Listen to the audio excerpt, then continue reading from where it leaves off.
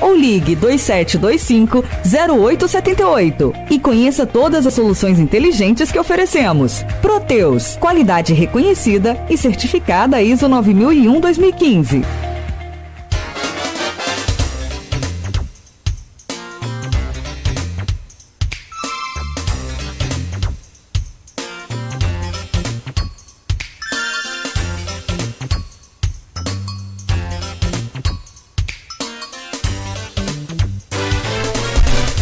Oito horas 16 minutos em Campos, de volta com o Folha no Ar, primeira edição. E nesse programa de hoje, feriado 6 de agosto de 2020, a Igreja Católica está se virando aí para realizar naturalmente o seu, né, todo o seu procedimento hoje.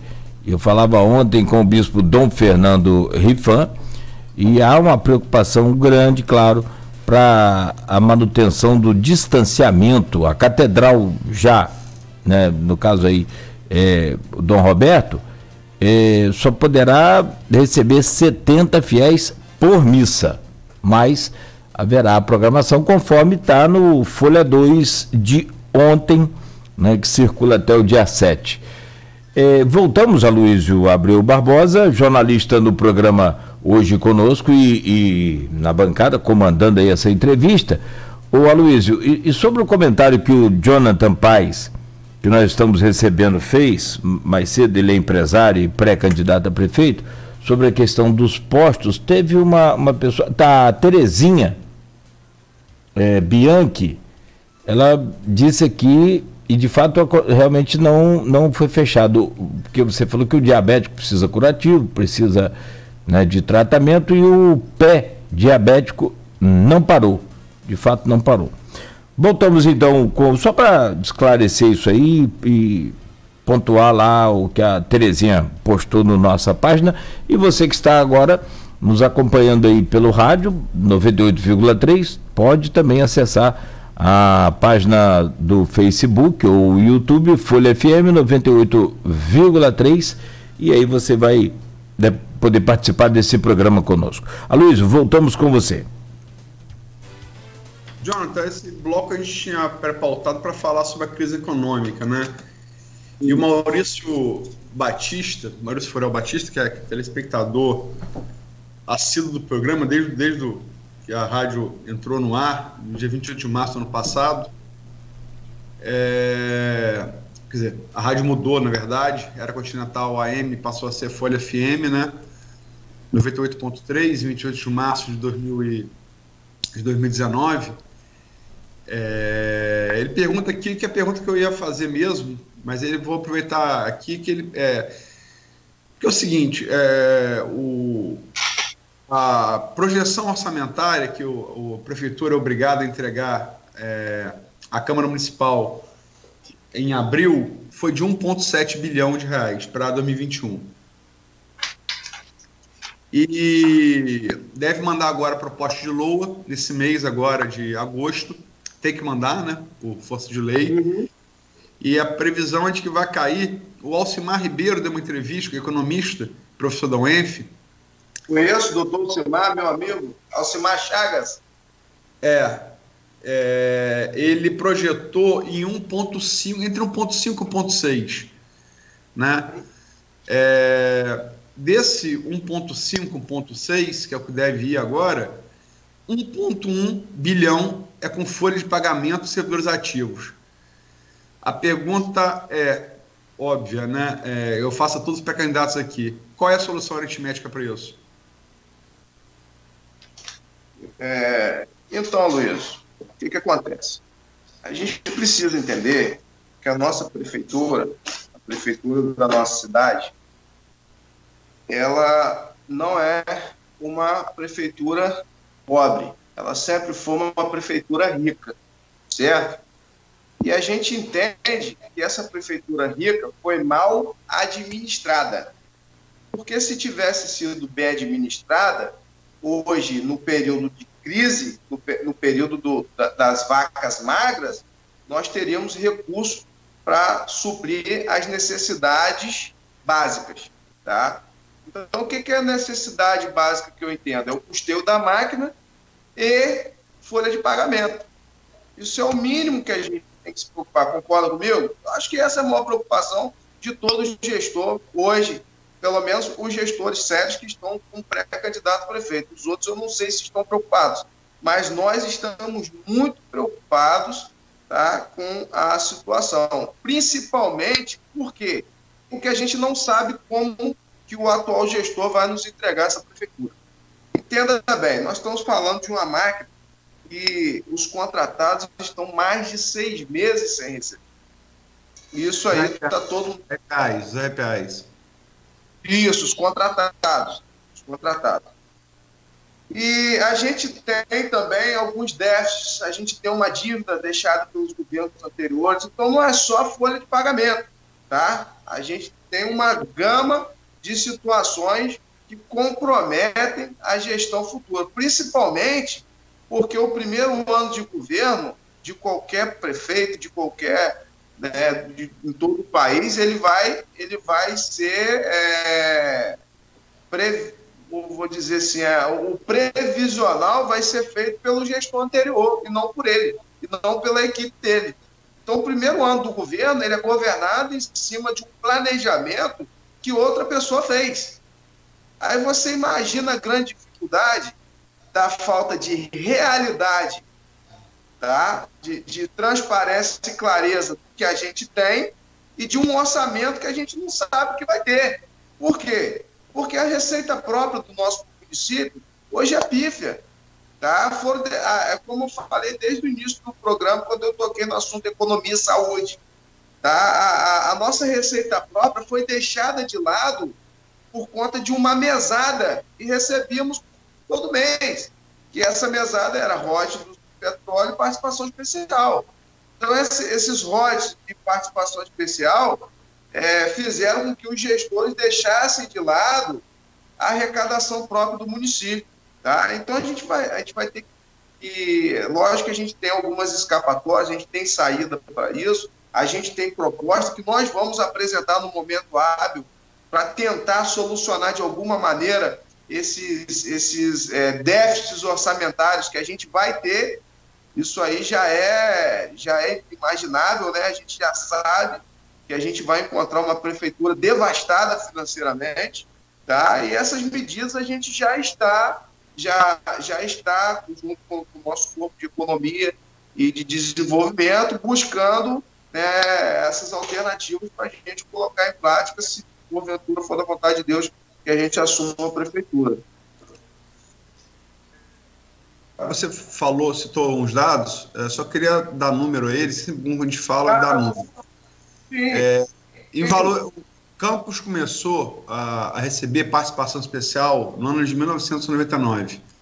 Antes recebia só royalties. Ele fala muito em royalties, mas na verdade Campos sempre recebeu mais de participação especial, né? Então vamos lá, corrigido pelo INPC, né, Campos recebeu de 99 a 2004, em valores corrigidos, em valores de hoje, no governo Arnaldo Viana, nos dois governos Arnaldo Viana, 4,67 bilhões de reais. Campos recebeu de 2005 a 2008, aí contando os governos campista e Mocaiber, um período curto de Roberto Henrique, 43 dias apenas, mas de 2005 a 2008, a maior parte foi Mocaiber, 6,94 bilhões de reais. Campos recebeu de 2009 a 2016, nos dois governos Rosinha, ela foi afastada durante 2 períodos, onde governou Nelson Naim, presidente da Câmara, de 2009 a 2016, 12,06 bilhões de reais. Isso tudo em valores de hoje. E Rafael Diniz teve até o primeiro trimestre de 2020 1,84 bilhão. Isso também corrigido os 2 primeiros anos pelo INPC. Quer dizer, quanto você falou aí que Rafael teve? 1,84 bilhão de royalties de participação especial. Isso mesmo. Os 2 primeiros anos, contando o primeiro trimestre de 2020. Em valores corrigidos, tá? Eu estou corrigindo o valor. Eu tenho aqui também, isso mesmo. Perfeito, isso. Então, Campos teve, em dinheiro de hoje, se fosse corrigido pelo INPC, 23,67 bilhões de reais entre 1999 e 2016. E de lá para cá, com a queda do preço do barril do petróleo a partir do final de 2014, também com a maturação dos campos, né? Hoje são campos maduros. Há de se lembrar que a exploração de petróleo na Bacia de Campos começou em 1977, já tem bastante tempo, e é um recurso finito, né? Petróleo não brota da terra, ele está lá. Então, o campo está ladeira abaixo nos royalties. E nada indica que essas vacas gordas, como você se referiu, vão voltar. Agora, o que eu pergunto é o seguinte: você é empresário. Vou mudar a pergunta. Se eu te falasse, como empresário, olha, Jonathan, você vai vou te passar uma empresa que fatura 1,6 e de folha com funcionário só, fatura 1,6 mil reais e só de folha tem 1,1 mil. Você pegava a empresa? Então, Aloysio, eu sempre gosto de ser citado como um construtor, não como um empresário, tá? Sempre gosto de falar que eu sou um construtor, um cara acostumado a pegar no pesado, um cara acostumado a pegar no batente. Porque, não diminuindo o empresário, não, mas eu sempre gosto de mostrar a figura, não do cara que fica ali atrás da mesa, sabe, Luiz? Mas do cara que trabalha, do cara que põe a mão na massa, do cara que tem coragem para levantar às 5 horas da manhã e chegar em casa a hora que Deus permitir, trabalhando na labuta diária. Mas deixa eu te falar uma coisa: se a gente não se levantar e assumir com responsabilidade uma cidade como Campos, continuarão os mesmos administradores de sempre, que administraram a cidade na época de vaca gorda e levaram ela para esse buraco onde ela está hoje. Tá?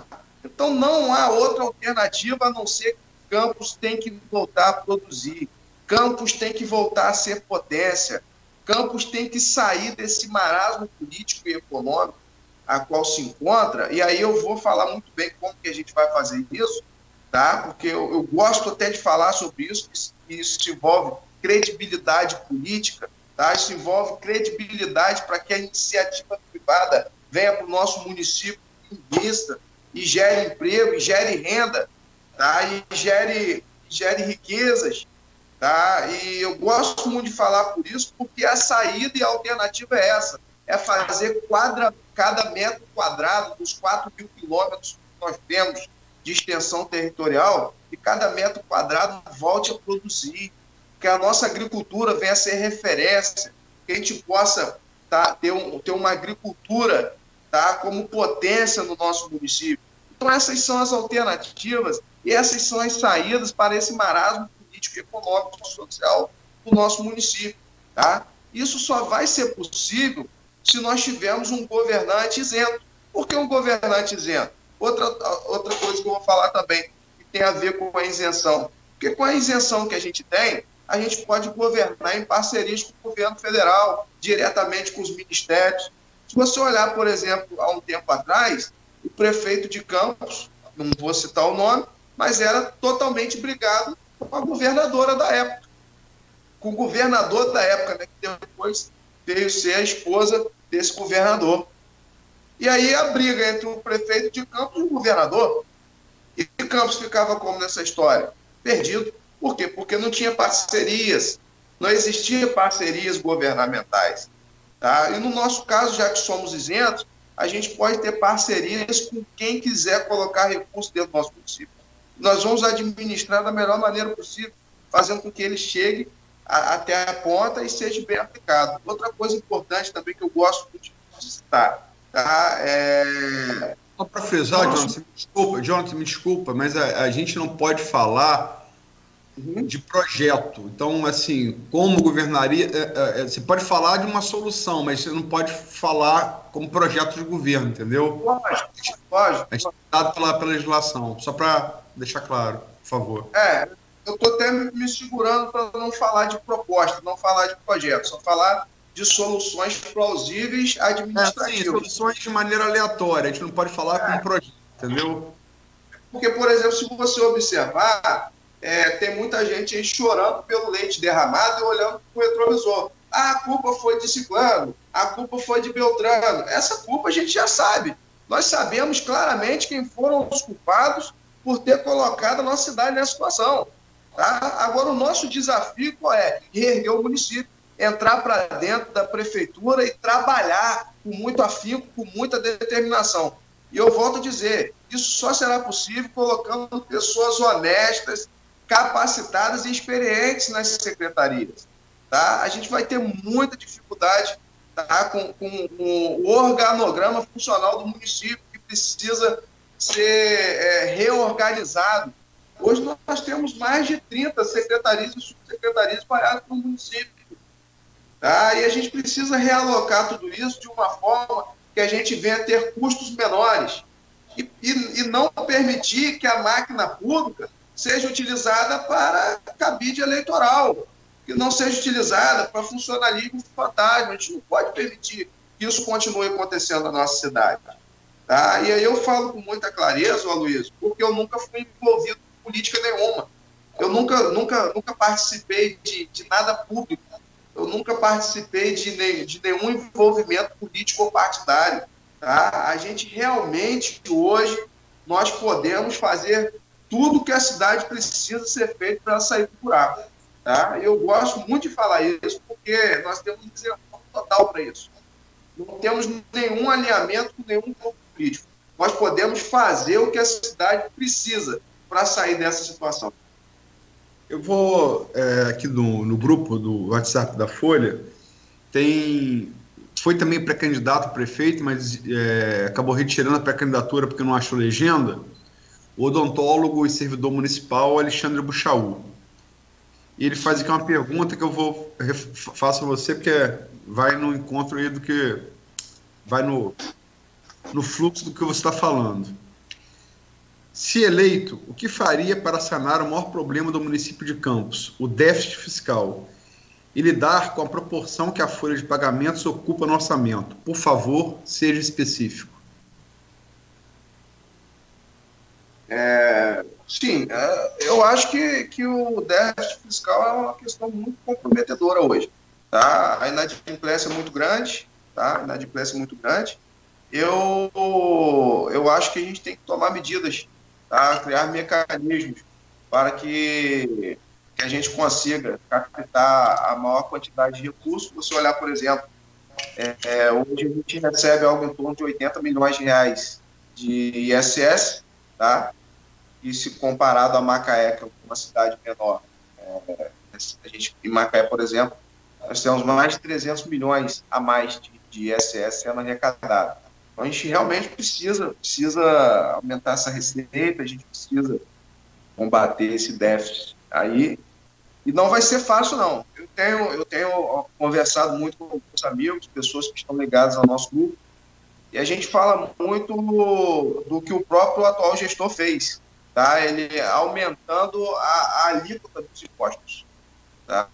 O IPTU, por exemplo, hoje da nossa cidade, por exemplo, se você olhar em 2017, nós arrecadamos cerca de 49.719 mil reais em IPTU, no ano de 2017. Se você observar em 2019, nós recebemos 76 milhões. Houve um aumento. E como foi esse aumento? O aumento do imposto. Ele não aumentou o número de contribuintes, ele aumentou o valor do imposto. Então, a gente tem uma proposta, tá? Isso não sei se é projeto ou não. Não se fala proposta, não, só em tese, Jonas, por favor. Podemos falar em proposta. Então, eu vou falar bem simploriamente. Eu acho que a gente precisa aumentar o número de contribuintes e combater a inadimplência. É simples. Entendeu? Até porque as pessoas não vão ter recursos, tá, para contribuir ano que vem, né, mediante essa catástrofe econômica que a gente está vivendo em todo o país. Então, os recursos serão muito pequenos para os contribuintes estarem, né, cumprindo com os seus deveres de cidadão no próximo ano. Então, a gente precisa disso aí. Tá? Legalizar imóveis, aumentar, bem simples, né, para a gente não falar de projeto, aumentar o número de contribuintes e dar a condição dos que estão em atraso, os inadimplentes, a estarem em dia com a prefeitura. Aloysio. Oi, pode não, Cláudio. Se você me permite, e aí... O Wellington, você ia fazer a intervenção do streaming? Não, eu ia comentar sobre a vinda da Lívia Cavalcante aqui na semana passada. Sobre essa questão da arrecadação, e eu acho interessante ser avaliado isso, se você me permite. Houve uma... E aí não é saindo em defesa de governo nenhum, até porque aqui a gente não trabalha assim. É somente um esclarecimento para quem não pôde acompanhar o programa da Lívia. Sabe, o Jonathan? A Lívia é subsecretária de Fazenda no município de Campos e a gente estava cobrando essa questão de reajuste, de IPTU e essa coisa. Ela falou, olha, não é bem reajuste, o que houve foi uma correção de valores onde imóveis localizados em pleno centro de Campos estava pagando IPTU de condomínio de IPTU rural. A Avenida Nilo Peçanha, por exemplo, vários deles sofreram essa correção. Então, só pontuando essa questão aí para você.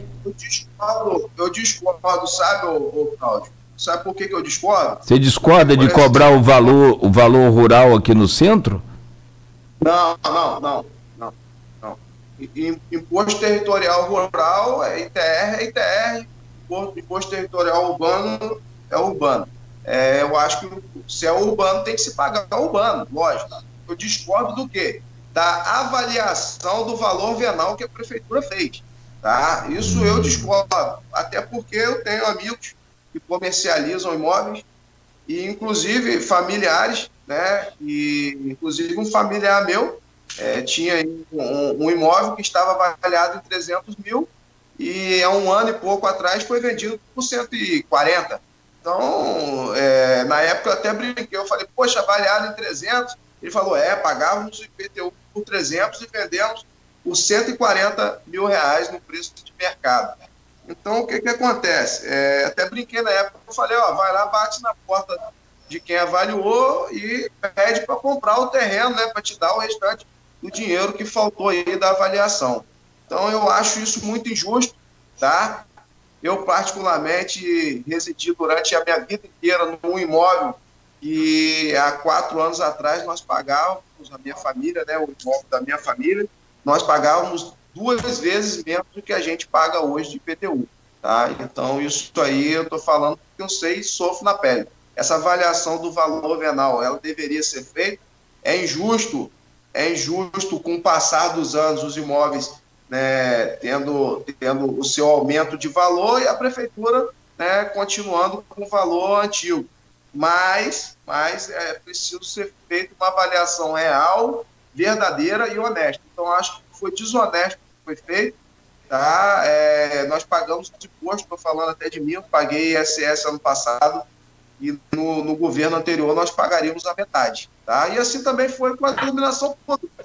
A iluminação pública hoje a gente arrecada mais de 30 milhões ano, entendeu? Então a gente precisa ser justo com a população, tá? E pensar também nos menos favorecidos, que também sofrem, né, com tudo isso. E hoje está todo mundo sofrendo, seja da alta classe, da sociedade campista, quanto os plebeus como eu.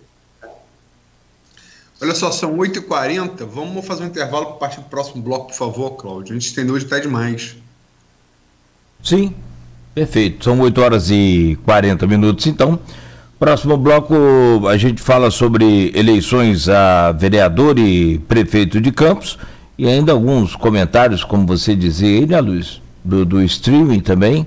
Eu queria fazer, mas enfim, não podemos nos alongar muito não, Cláudio. Vamos para o intervalo. Então vamos lá, 8h40, a gente faz um rápido intervalo no oferecimento dos laboratórios Plínio Bacelar e Clínica Proteus. Em instantes, de volta com o programa de hoje, neste 6 de agosto de 2020.